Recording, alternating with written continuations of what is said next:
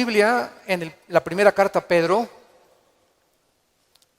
1 de Pedro capítulo 4, 1 de Pedro capítulo 4,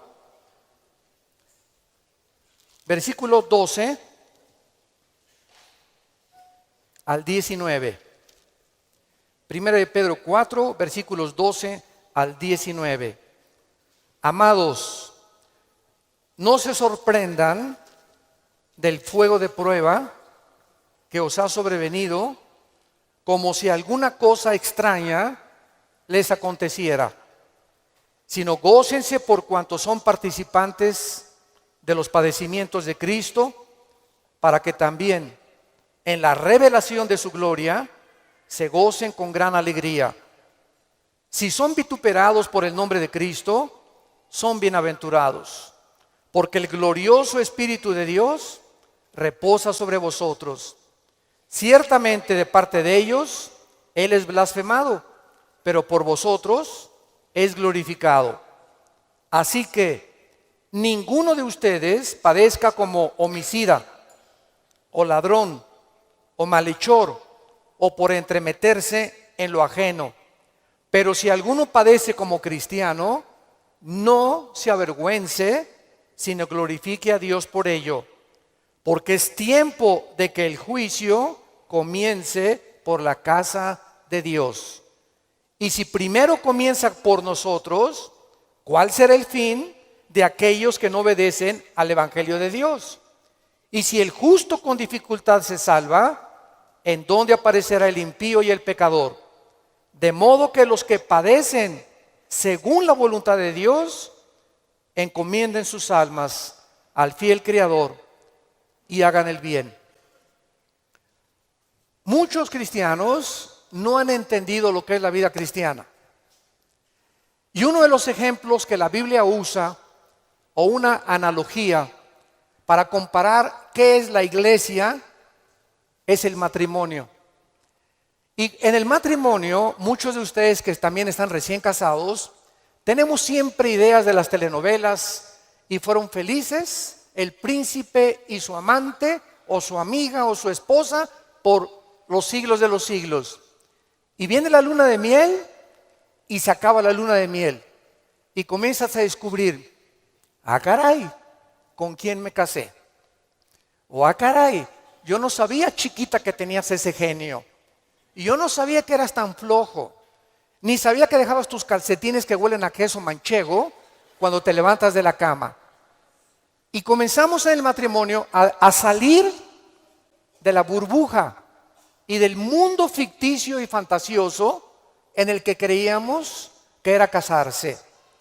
Y no sabemos que el matrimonio es algo por lo cual toda la vida se tiene que luchar. Nunca habrá un matrimonio perfecto, nunca habrá un hombre perfecto, nunca habrá una mujer perfecta.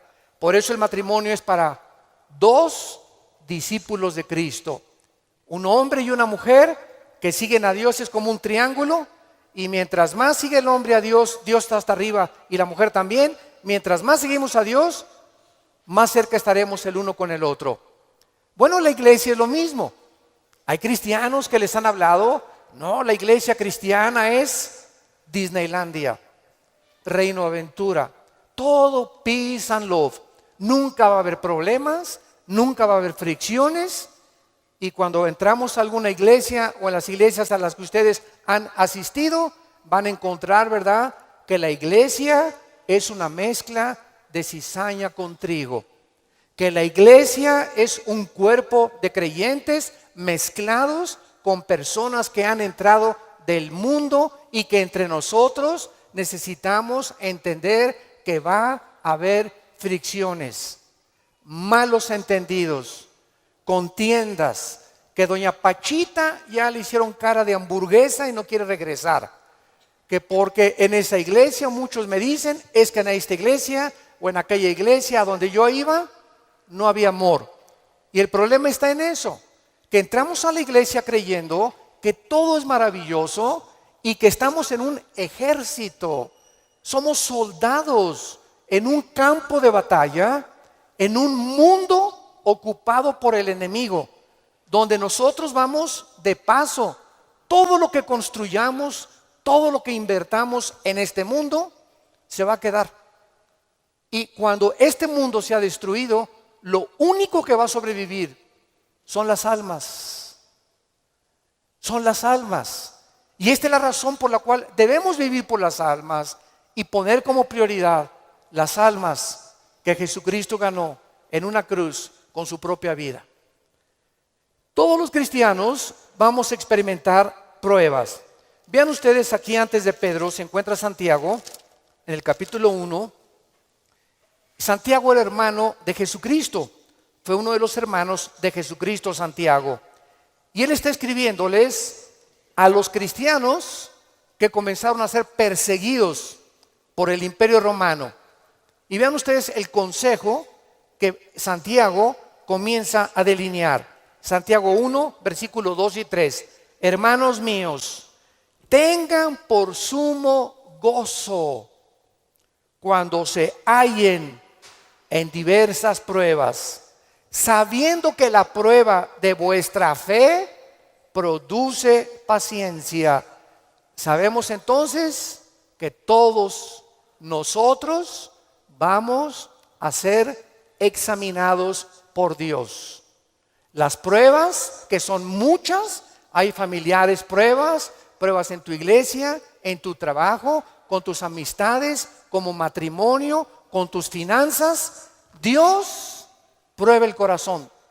Y dice Santiago, no se sorprendan, no se maravillen de que de repente hay muchas pruebas. Y en lugar de que la oposición y las pruebas puedan menguar nuestro ánimo, dice Santiago, ¿verdad? Está probándose nuestra paciencia y nuestra fe. Vean ahora aquí, le damos vuelta a primera de Pedro, otra vez, capítulo 1. Y dice el versículo 6 y 7, en lo cual vosotros se alegran ahora, aunque un poco de tiempo. Si es necesario, tengan que ser afligidos en diversas pruebas, para que sometida a prueba vuestra fe, mucho más preciosa que el oro, o sea, ¿por qué tiene que probar Dios nuestra fe? Porque es lo más valioso que Dios nos ha regalado. Lo más grande que tenemos es la fe. Y si queremos agradar a Dios, lo tenemos que agradar a través de la fe. Porque sin fe es imposible agradar a Dios. Por lo cual tenemos que entender por qué vienen pruebas, por qué me robaron mi coche, por qué tuve este problema con mi esposa, por qué este problema con mis hijos, por qué este problema en la iglesia, por qué este problema en el trabajo, por qué está el mundo ahorita como una olla hirviendo, donde las naciones están a un punto de una conflagración internacional. Aunque sabemos bíblicamente que si explota una guerra en Europa o en el Medio Oriente, no es todavía la tercera guerra mundial. En estos últimos meses, todas las invitaciones que he recibido han sido en radio, en televisión, con iglesias, con alianzas de pastores, para explicarles que esta guerra no es la tercera guerra mundial, que la Biblia nos habla claramente que falta mucho para la tercera guerra mundial y que este es lo que va a pavimentar el camino para el surgimiento del anticristo en el Medio Oriente. Entonces, estas pruebas, dice la Biblia, son importantes porque nuestra fe es la que tiene que ser probada. Ya sea en el trabajo, en la escuela, en el vecindario, etcétera, etcétera. Estamos rodeados de personas que no les caes bien porque eres cristiano. Estás rodeado de amigos que cuando les comienzas a decir que eres cristiano, te van a comenzar a perseguir y a burlar. Porque el mundo está bajo el control del maligno y nosotros vamos de paso nada más. Somos un ejército que venimos a resistir al mal. No nos mandó Dios a terminar con el mal. Nos mandó a resistir hasta que Cristo venga. Se acabarán entonces las guerras y podremos recibir las coronas de gloria. Ahora, muy bien, en esta sección se nos advierte, en la de primera de Pedro, acerca de otra prueba. Regresamos al capítulo 4, primera de 4, versículo 12. Y esta prueba es especial, porque le llama el Espíritu Santo fuego de prueba. ¿Qué hace el fuego? ¿Qué hace el fuego? Purifica. El fuego purifica y saca el verdadero valor. Las pruebas que nos vienen a nosotros es precisamente cuando un maestro no te hace exámenes. ¿Cómo va a saber el maestro si tú estás calificado para pasar a la preparatoria?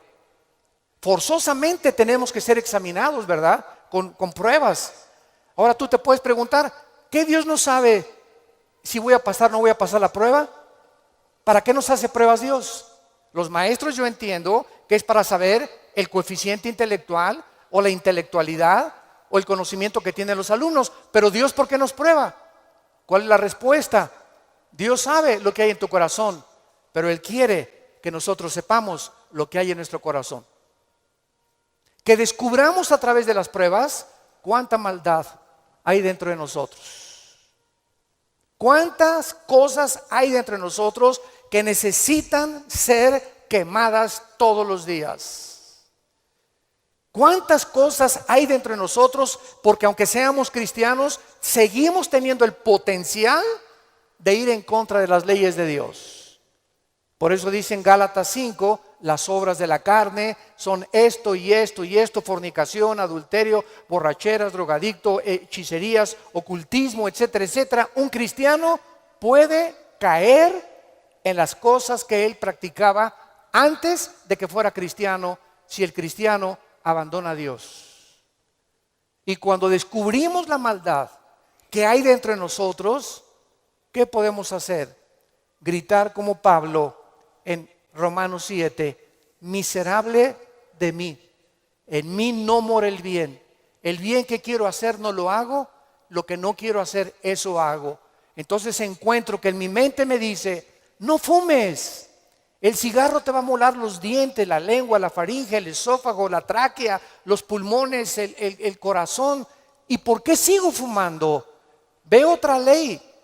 Mi mente me dice, estás mal, pero mi corazón me dice, hazlo. Y mi carne le gana a mi razonamiento. Y entonces Pablo dice, miserable de mí, y dichosos los que han descubierto esto. Oh Dios mío, ¿por qué volví otra vez a prender el canal de la pornografía? Yo no quería ver esa pornografía. ¿Por qué caí ayer con mis amigos y me emborraché la semana pasada? Soy cristiano, ¿por qué lo hice? ¿Por qué le grité a mi esposa como le debía haber gritado? Como no debía haberle gritado. ¿Por qué lo hice? Y qué mal nos sentimos cuando comenzamos a descubrir esa maldad. Y qué buen síntoma es que digas, ¿por qué lo hice? Eso muestra que tenemos al Espíritu Santo, que nos está redarguyendo, que nos está diciendo, esto que hiciste está mal. Antes lo hacías y no te importaba y te dormías ni pedías perdón. Pero ahora cuando pecamos nos damos cuenta, nos entristecemos, nos llenamos de una ansiedad tremenda en el corazón porque no tenemos paz. Es la paz que nos quita Dios hasta que vengamos a la cruz y le pidamos perdón y la sangre de Cristo nos limpia de todo pecado. Pero esta es la razón por la cual las pruebas Dios nos las manda, para que vayamos evaluándonos honesta, íntegra y sinceramente en qué nivel nos encontramos de espiritualidad. Vayamos a Santiago capítulo 1 otra vez con este versículo y vamos a ver algunas verdades prácticas antes de desarrollar el pasaje que acabamos de leer. Veamos algunas verdades prácticas de las pruebas. En primer lugar, las pruebas son algo común en la vida cristiana. Dice Santiago, cuando os halléis en diversas pruebas. En segundo lugar, estas pruebas, en segundo lugar, van a venir en diferentes categorías. De repente, estás tranquilo, eres deportista, tomas vitaminas, estás perfectamente sano y te vas a hacer unos exámenes de sangre y las radiografías y la biometría hemática de sangre te dice el médico, tiene usted cáncer, o tiene usted diabetes, o padece usted un problema, ¿verdad?, renal, etcétera, etcétera. En el momento que oímos esta noticia, toda nuestra vida cambia. En ese momento dices, ¿qué me está pasando? ¿Cómo me pudo suceder esto a mí? Fue una prueba de fuego. O de repente tu hijo cayó y chocó, o tu hija se mató, o tu esposo se murió, o se cayó tu casa, o se incendió tu coche. Nunca sabemos qué va a suceder el día de mañana. Entonces tenemos que estar preparados para entender que estamos en un mundo donde somos vulnerables y donde cualquier cosa puede suceder, y Dios lo va a permitir con un propósito siempre, siempre santo, que va a resultar para un bien. Cuando oigas de ese accidente, de esa enfermedad y de ese problema, no lo entendemos. ¿Qué está pasando en la iglesia? ¿O qué pasó en mi casa? ¿O qué pasó con el gobierno? ¿O un golpe de estado? No entendemos cuando explota una bomba. Hay mucho humo y no se puede entender qué es lo que está pasando. ¿Qué verdad? No hay verdad. ¿Será mentira? ¿Será melón? ¿Será sandía? Y no es hasta que el humo se va, pasa una semana o 2 semanas, cuando comienzas a ver y a entender. Si tú en esa prueba, escúchame muy bien, durante esa prueba que estás atravesando, no te sueltas, pase lo que pase en tu vida. Si tú no te sueltas de Cristo, no te imaginas cómo Dios te va a bendecir, te va a fortalecer y vas a madurar espiritualmente como no te imaginas. ¿Qué se probó cuando te dijeron que estabas enfermo? ¿Qué se probó cuando oíste que te robaron tu coche? ¿Qué se está probando cuando perdiste el trabajo? Se está probando nuestra fe. ¿Cuánto confiamos en Dios? Cuando se va tu esposa o te abandona su esposo, ¿qué vas a hacer? ¿Te vas a recurrir a las drogas? ¿Te vas a emborrachar? ¿Vas a renegar contra Dios? ¿Para eso soy cristiano? ¿Me quitaron mi trabajo? ¿Por qué si yo diezmo regularmente me quitan mi coche? Dios, yo no lo entiendo. ¿Y por qué me corren de mi trabajo si sabes que tengo que mantener a mi familia? Dios está buscando que nosotros veamos nuestra reacción, porque nuestra reacción determina el nivel espiritual que tenemos de fe. Y es precisamente en esas pruebas, en esas reacciones, donde Dios sabe cómo vas a reaccionar. Vamos rápidamente a Génesis capítulo 22. En el Antiguo Testamento, y veamos la prueba de fuego que pasó a Abraham.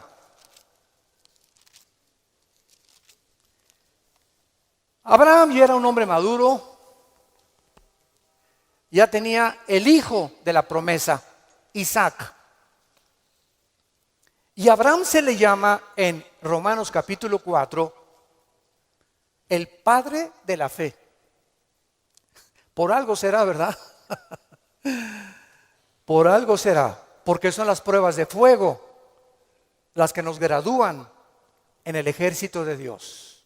Las pruebas, no las muchas pruebas, nos van preparando, pero hay una prueba de fuego que es nuestra graduación.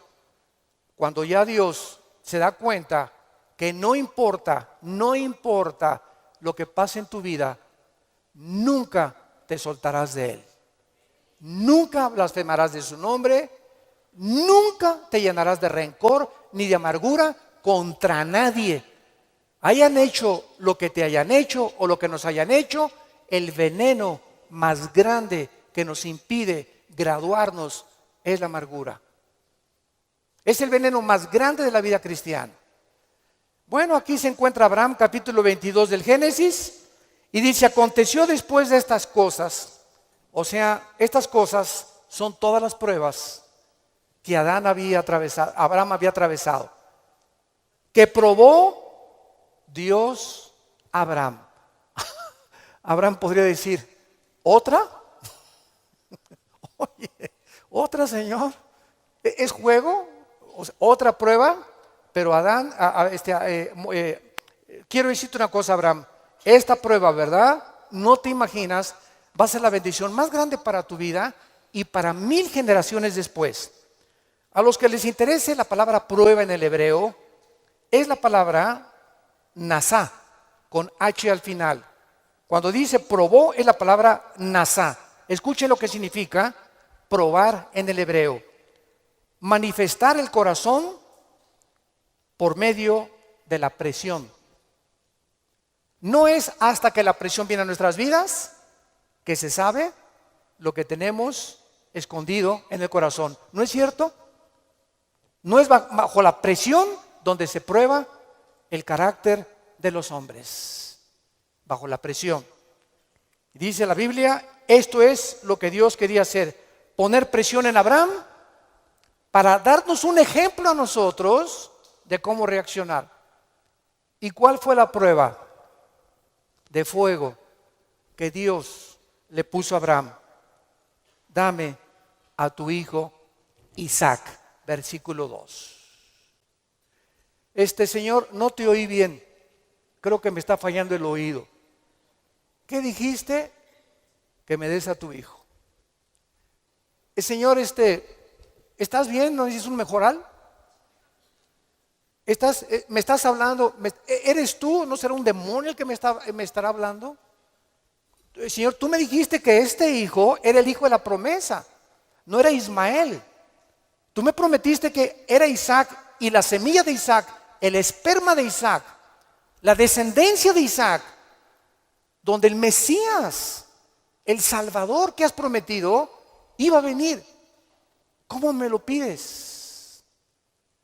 ¿Y cuál es la respuesta de Isaías 55, 8 y 9? Mis pensamientos no son vuestros pensamientos, y mis caminos no son vuestros caminos, ovejas santas, amadas de Dios. Así como los cielos son más altos que la tierra y mis pensamientos más altos que ustedes, así es como yo tengo que pensar para que ustedes comiencen a entender que yo no pienso como ustedes y que la fe es mantenerte de pie y seguir creyendo aunque no haya explicación inmediata. Señor, no entiendo qué pasó con mi casa, no entiendo por qué perdí el trabajo, no entiendo lo que está pasando, no entiendo esto, no entiendo aquello, pero como dijo Job, aunque tú me matares, seguiré confiando en ti. Y seguiré esperando y sabiendo que cuando se disipe el humo y entienda tus caminos, tienes algo mejor para mi vida. Esa es la fe. ¿Y qué hizo Abraham? No abrió la boca, no discutió. No vemos aquí que se puso al brinco con Dios. Abraham, Isaac, ven hijo mío. Muchachos, los siervos de Abraham, traigan la leña. Y entonces los dejó ahí en el monte a los siervos y agarró a Isaac y comenzaron a subir al monte Moriah. Escuchen, el monte Moriah fue donde Dios no perdonó a su hijo. Dios perdonó a Isaac, pero Dios no perdonó en el mismo monte a su hijo Jesucristo 4000 años después. Y cuando iban camino al monte, le dice Isaac a Abraham: Padre, ¿dónde está el sacrificio? Y Abraham no le dice nada. Dios proveerá. Y entonces se acuesta Isaac y lo amarra a Abraham. Y cuando levanta la mano, dice el versículo 10 y el versículo 11: y extendió Abraham su mano y tomó el cuchillo para degollar a su hijo. Entonces el ángel de Jehová le dio voces desde el cielo y dijo: Abraham, Abraham. Y él respondió: heme aquí. Y dijo: no extiendas tu mano sobre el muchacho, ni le hagas nada, porque ya conozco que temes a Dios, por cuanto no me rehusaste darme a tu hijo. Dios, síganme con cuidado, no estaba buscando el sacrificio de Isaac. Dios estaba buscando el sacrificio de las emociones y los sentimientos de Abraham.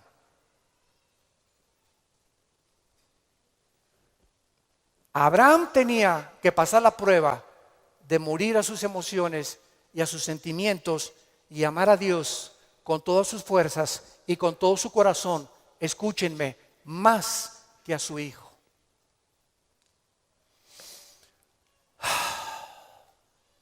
En el Nuevo Testamento se acercaron a Cristo, se los voy a explicar con más detalles, y le dijeron, ¿cuál es el más grande mandamiento? Y contestó Jesucristo, amarás a Dios con todo tu corazón, con todas tus fuerzas y con toda tu alma, y a tu prójimo como a ti mismo. Muy bien, hace algunos años yo le pregunté, orando le pregunté a Dios, porque alguien, ¿verdad?, me metió una idea satánica, un ateo, en un hotel, me acuerdo que se acercó y me dice, oiga, señor Alducin, el Dios que ustedes adoran es un misógeno, es un ególatra, es un Dios que solamente busca a Él, que nada más dice, ámame a mí con todo tu corazón, más que a tu esposa, más que a tus hijos. ¿Cómo puede ser esto posible? Me dijo este ateo. ¿Cómo puede usted reconciliar a un Dios que nos diga que lo amemos más a Él que a la propia familia? Y entonces me fui muy confundido. Me comenzó a dar vuelta, porque en ese momento me quedé así, ¿verdad? Le dije, ¿sabe una cosa? Voy a orar y le prometo que voy a buscar una respuesta de Dios. Nadie me había hecho nunca ese ataque a mi fe. Entonces pasó como unas 2 semanas, me puse a orar, ayuné como 2 días buscando esta respuesta y fue tan clara de parte de Dios. Y el Señor me mostró en la Biblia lo siguiente. Mira, hijo, me dice Dios, cuando yo les pido a ustedes, ámenme con todo mi corazón y con toda mi mente, ¿saben por qué se los pido? Porque tu mamá, tu esposa y tus hijos y tu perro Fido y tu cotorro y lo que más amas en tu vida y tu jarrón chino y la casa que tienes y que la amas, todo lo vas a perder y al final de tu vida te vas a quedar solo. Todos nos quedamos solos al final de la vida. Los hijos se tienen que ir, si no se casan se mueren, la esposa tiene que morir, él tiene que morir, escúchame muy bien. Y si tú tenías todos tus afectos en tu hijo que se fue, o en tu esposo que se fue, o en tu perro que te quitaron, cuando se vaya tu hijo, cuando te quiten a tu esposo, cuando te abandone tu mujer, te vas a hundir porque no tendrás las fuerzas de seguir viviendo.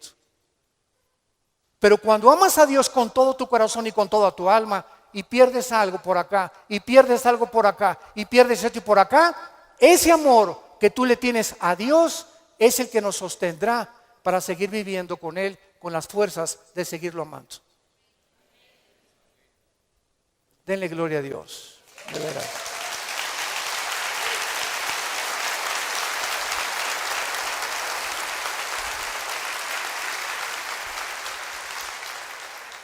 La fe es creer aunque no entendamos. Si Dios lo dijo, tiene una razón.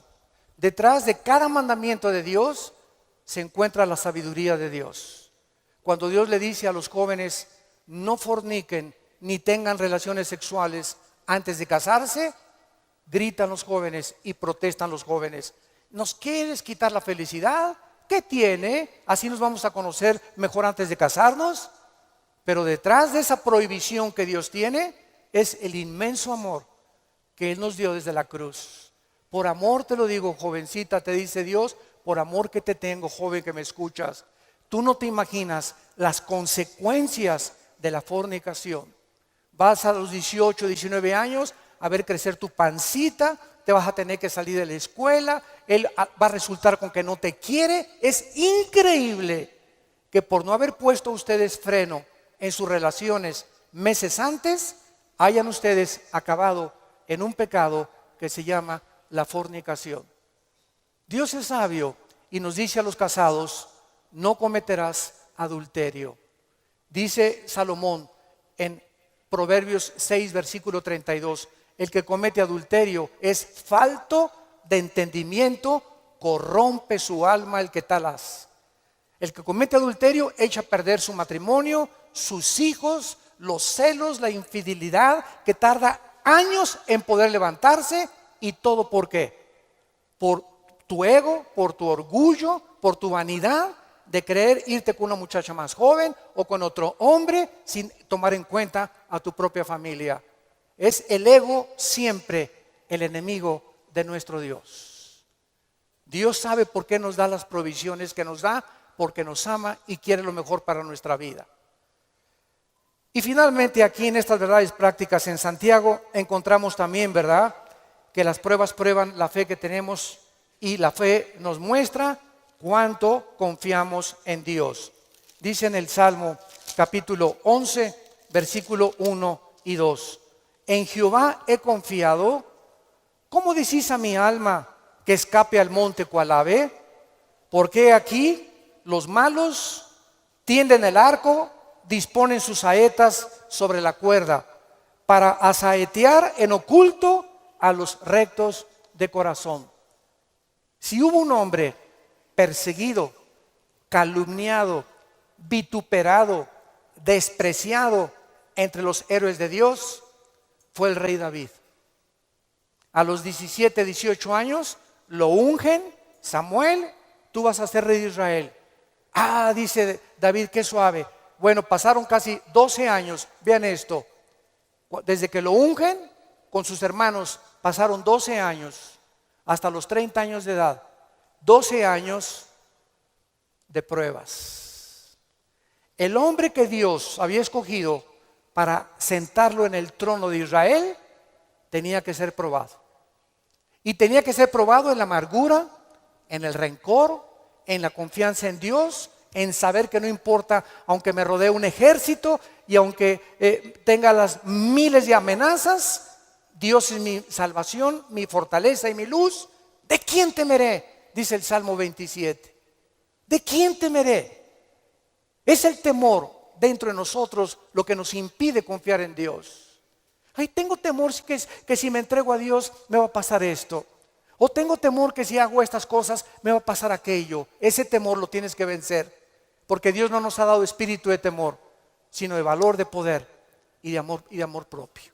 Entonces tenemos que entender que las pruebas forman parte de la vida cristiana. Regresamos a nuestro pasaje de 1 de Pedro y examinémoslo rápidamente.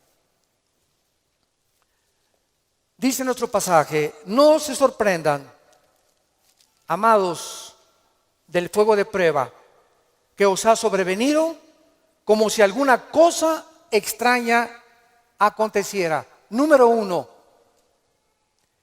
se nos advierte cómo no debemos de reaccionar: con sorpresa. No debemos reaccionar con sorpresa. No puedo creer lo que me está pasando. Más te vale que lo creas. No puedo creer que mi noviecita me dijo que yo me parecía a John Travolta, hermano, y me dejó por otro y se fue. No lo puedo creer. No puedo creer que mi esposo me haya abandonado. No puedo creer que este negocio haya caído. No puedo creer, yo fui fiel en mi trabajo y me corrieron, hermano, del trabajo. No lo puedo creer. Más te vale que lo sigamos creyendo. No nos sorprendamos, es una prueba. Cualquier cosa que afecte tu vida, tu estabilidad emocional o física, son pruebas. Entendámoslo. Dios es un Dios que nos tiene que probar. Y estas pruebas son para nuestro bien. Y vamos a descubrir en las pruebas que Él es real, que Él sana, que Él restituye, que Él vindica, que la oruga y el saltón te robaron, Dios te lo va a devolver 10 veces más. Pero es esa fe la que Él está tratando de desarrollar en nuestras vidas, porque es mucho, mucho más preciosa que el oro. Dice en 1 de Pedro 5:10: mas el Dios de toda gracia, que nos llamó a su gloria eterna en Jesucristo, escuchen bien, santos de Dios, después que hayáis padecido, ¿cuánto tiempo? No toda la vida es la Inquisición por el amor de Dios. No toda la vida como llegó una hermana: ay, pastor, ¿qué le pasa a doña Chole? Pues sigo con pruebas. Hermana, tengo 5 años que la conozco y usted ya le ganó a Job. No me diga que en 5 años Dios no la ha dejado descansar. Ese no es el Dios que servimos. Dice claramente que las pruebas son temporales, de vez en cuando Él cree conveniente que la necesitamos atravesar. Después que hayáis padecido un poco de tiempo, vean ustedes el propósito. Él mismo os perfeccione, afirme, fortalezca y establezca después de las pruebas.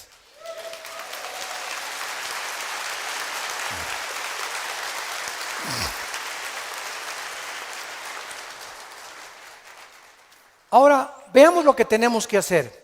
Primero de Pedro, en nuestro pasaje capítulo 4, versículo 13. Número 1, se nos manda que cuando te digan, te robaron tu coche, se fue tu esposo, se fue tu esposa, te pasó esto, te pasó aquello, te goces. Cualquiera diría, ¿está usted loco? ¿Está usted loco? ¿Cómo me voy a gustar cuando me dijeron que tengo diabetes? ¿Cómo voy a gustar cuando me robaron la cartera del cristalazo? Hermano, ¿no está viendo cómo estoy? Que tengo aquí un martillo para encontrar el que me rompió el carro. Le voy a dar un martillazo en la cabeza si me lo encuentro. O mi esposo, ¿verdad? Con la cara de cocodrilo. Qué bueno que se fue el cocodrilo y que se fue, ¿verdad? Ten mucho cuidado que tu reacción sea de gozo. Y les voy a explicar lo que se encuentra detrás. Cuando Job llegaron y le dijeron, quemaron tu rancho, tus camellos, tus ovejas, tus vacas y tus hijos. Y estoy seguro, por la clase de esposa que tenía, que si ella se lo hubieran llevado, hubiera estado más contento. Y a propósito, Dios se la dejó a ella. Yo entiendo cada vez más a mi Señor. No por ti, mi amor, mi esposa no va a creer. Y entonces la esposa llega, ¿verdad? Y le dice a Job, maldícelo, maldice a Dios. Y contesta Job y le dice a la esposa, vean la calidad moral y espiritual y de fe que tenía este hombre en Dios. ¿Qué acaso recibiremos de Dios solo lo bueno y no lo malo? Bendito sea el nombre de Dios, porque Él da y Él quita en su soberanía. Qué tremendo, ¿verdad?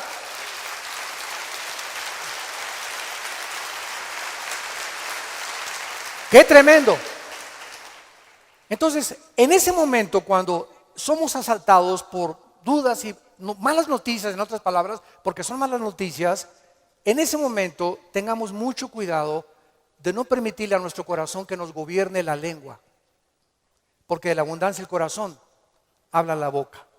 Entonces, en lugar de preferir maldiciones o acusaciones, o eres tú Dios, o compartirlo con otras personas, híncate. Filipenses 4, 6 y 7. Híncate y dale a conocer a Dios. Señor, no entiendo lo que está pasando. No entiendo por qué me pasó esto, por qué esta enfermedad. Oh Dios, no entiendo, pero quiero seguir confiando en ti. Solo te pido que mientras esto pasa y no lo entiendas, me fortalezcas y me muestres la razón para que yo pueda seguir bendiciéndote y adorándote. Es el tiempo más difícil de nuestra vida cuando no entendemos lo que está pasando. Vamos rápido a 2 Corintios capítulo 12. 2 Corintios capítulo 12 y veamos lo que le pasó al apóstol Pablo y la forma como él reaccionó. 2 Corintios 12.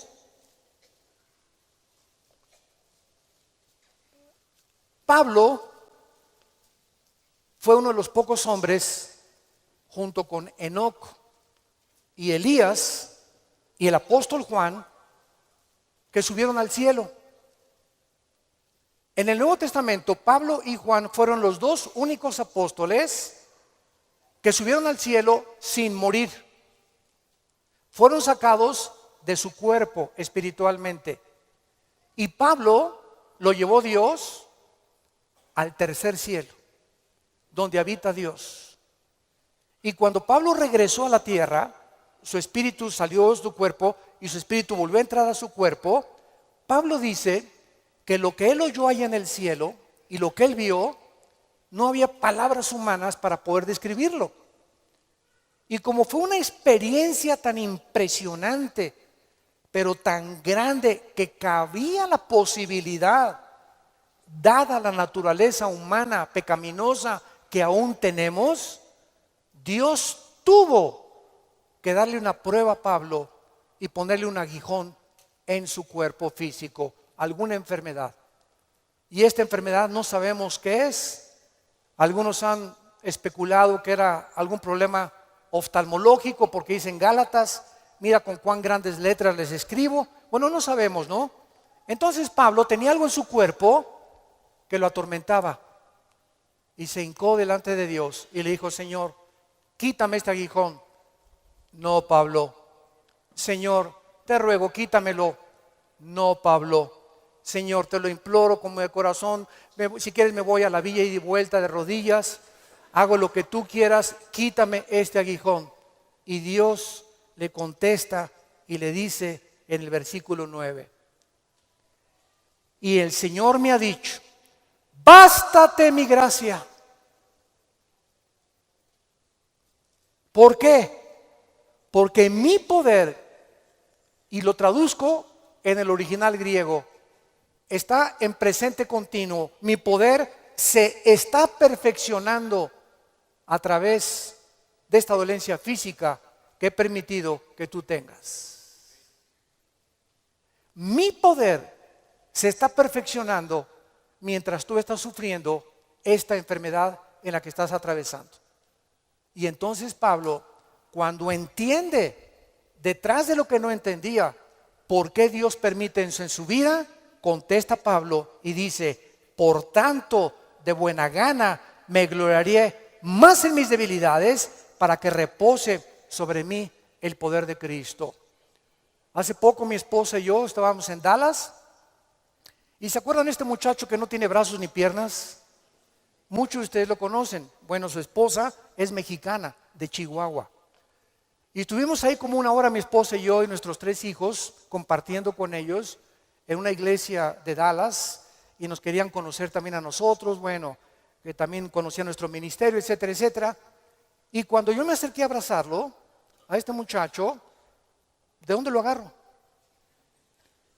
Nunca había tenido esa impresión, me quedé como paralizado. ¿Qué hago, no? Y él me hacía así. Bueno, pues entonces como un costal, ¿verdad? Lo agarré y lo hice así. Y me dice: levántame. Y le comencé a hacer así. Y entonces le pregunté y le dije, sinceramente, platicando con él, ¿por qué nos dijiste que quién era feliz? Y entonces en la reunión que él tuvo, le preguntó a la gente: ¿quién de ustedes es feliz? Y muchos que estaban: yo sí o no. Y me dice: yo les quiero contestar algo. Dios permitió que naciera sin brazos y sin piernas para que yo fuera un testimonio que la felicidad no se encuentra en estar completo, sino en tener el poder de Dios viviendo en tu vida. Shh. ¡Qué tremendo!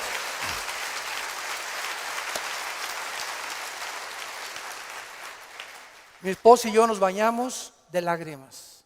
Tenemos piernas, tenemos brazos, tenemos casa, con flex, un carro, lo que sea, nuestros hijos, y estamos descontentos.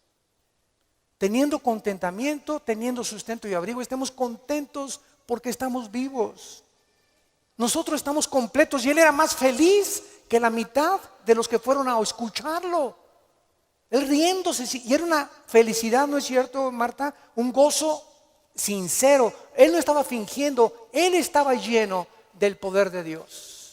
Y transmitía en sus ojos esa paz, ese contentamiento, esa aceptación.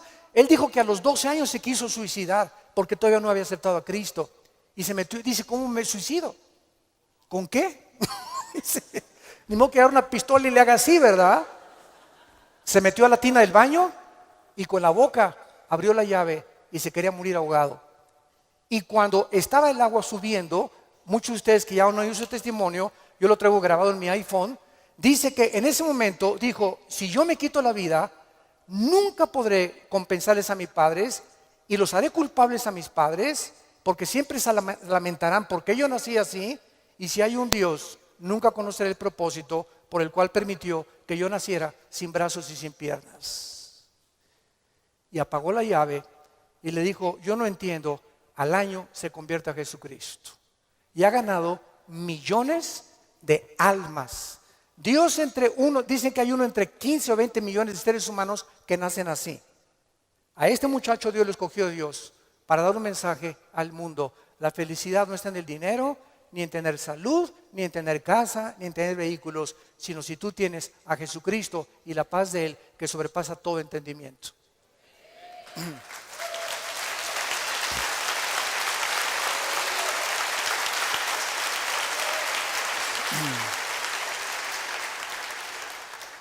Y finalmente regresamos a nuestro pasaje de 1 de Pedro capítulo 4, dice así, gócense, versículo 13, por cuanto son participantes de los padecimientos de Cristo, para que también en la revelación de su gloria se gocen con grande alegría.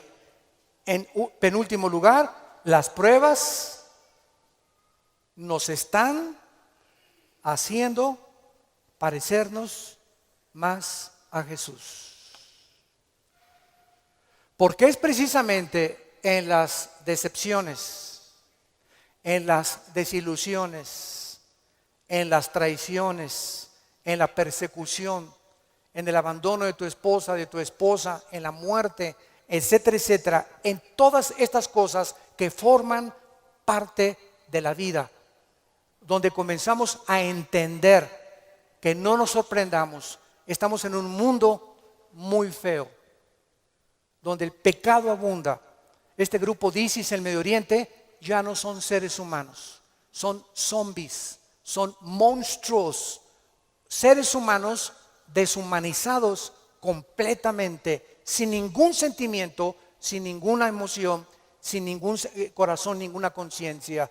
A los niños ahora los enseñan a ellos que a las víctimas les corten la cabeza y jueguen fútbol con las cabezas para desensibilizarlos y deshumanizarlos a los 8 años de edad. Ese es el mundo que vivimos.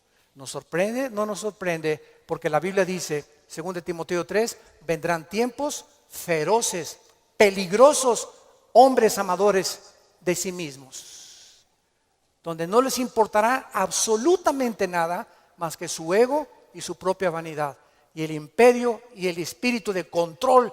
Todo espíritu que quiera controlar y dominar a los demás es un espíritu de brujería. ¿Se acuerdan a Cristo antes de morir? Que llegan los hijos de Zebedeo con la mamá. Oye, cuando vengas, quiero que mi hijo Pancho y Pancholín se sienten junto a ti. A este nómbralo ministro de Hacienda y procurador de la República. Y entonces Cristo, viendo que sus discípulos estaban a punto de morir crucificado, estaban buscando posiciones de liderazgo y de control y de autoridad. Y les dije, Cristo, eso los reyes de la tierra, los gobernantes buscan estas cosas, dominar y controlar a los demás. Y esta es la razón de tantas dictaduras y tantos gobiernos estatistas y totalitarios, personas que quieren seguir gobernando y tener el control de las gentes, pero en ustedes no debe ser así. Y Cristo nos da el secreto. El que quiera ser grande de todos nosotros, lávele los pies a los demás. Sea siervo de los demás. No busques grandezas para ti, busca servir. Porque el más grande entre nosotros siempre será el que siga las pisadas de su maestro. Gracias por tu palabra, Señor, en esta mañana. Gracias, Señor, porque si somos vituperados en el nombre de Cristo, somos bienaventurados. Así que ninguno de nosotros padezca como homicida o ladrón, o que las pruebas que tengamos sea por nuestros pecados. Pero si padecemos como cristianos, no nos avergoncemos. Glorifiquemos a Dios por ello. Encomendemos toda nuestra causa a Dios, porque Él es soberano. Nunca nos dejará y nunca nos desamparará. Bendecimos, Padre, a todos nuestros enemigos. Bendecimos a los que nos calumnian y contienden contra nosotros. Te damos las gracias por estas pruebas, porque está probando lo que hay en nuestro corazón. Si no perdonamos 70 veces 7, no hemos crecido en la gracia y el conocimiento de Jesucristo.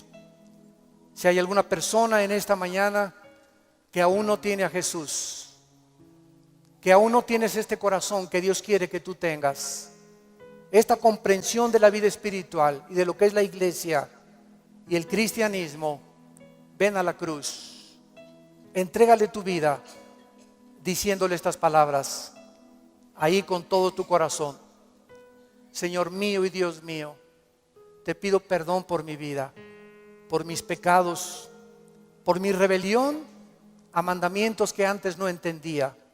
Ahora sé que tus pensamientos son inmensamente mucho más grandes que la forma como yo creo que tú debes de ser. Tú me creaste y me hiciste nacer con un propósito en la vida.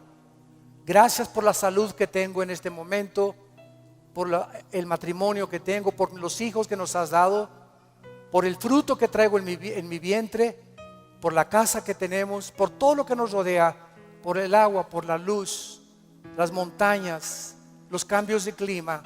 Te bendigo, Señor, haberme puesto en este planeta donde te puedo conocer. Creo que en la cruz pagaste con tu sangre por mi vida y mis pecados. Y te pido, Jesús, porque creo que a los 3 días resucitaste de los muertos, que entres a mi corazón como mi Señor y mi Salvador. En el nombre de Jesús. Vida Nueva para el Mundo se sostiene y propaga el mensaje de salvación de Jesucristo. Gracias a Dios, provee recursos para crear una comunidad y organización sana. Llevemos juntos el Evangelio de Jesucristo al mundo entero. Realizamos eventos, seminarios, congresos y diferentes programas para dar a conocer el mensaje de salvación y el poder de nuestro Señor, transformando y edificando vidas de mujeres, hombres, niños alrededor del mundo. ¿Qué pasa cuando decides hacer tu donativo? Aunque no puedas llevar la palabra personalmente a todo el mundo, de esta forma lo estás haciendo. Con tus donativos o aportaciones, estás sembrando y formando parte de lo que Dios está haciendo en su obra. Estás ayudando a traer luz a la oscuridad, paz al conflicto y esperanza a los que no tienen ninguna. Dona desde México.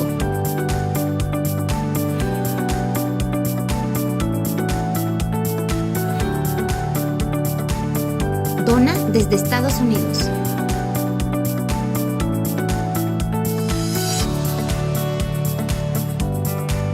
Para el resto de donaciones de otras partes del mundo, www.vidanuevaparelmundo.org.mx/dona.